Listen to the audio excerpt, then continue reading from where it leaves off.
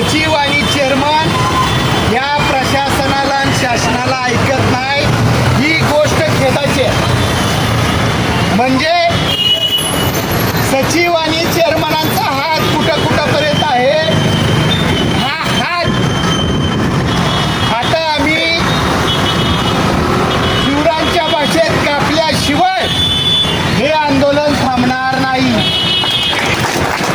जोपर्यंत संविधानिक चौकटीमध्ये आम्हाला न्याय दिला जात नाही, जोपर्यंत चौकशी समिती नेमून दप्तर जमा केलं जात नाही, दप्तर जमा करून चौकशी समितीचा अहवाल येत नाही, तोपर्यंत हे आंदोलन आहे. त्यामुळे आम्ही आंदोलन एक दिवसासाठी करणार नाही. हे आंदोलन जोपर्यंत आमचे प्रश्न सुटत नाही तोपर्यंत हे आंदोलन आहे.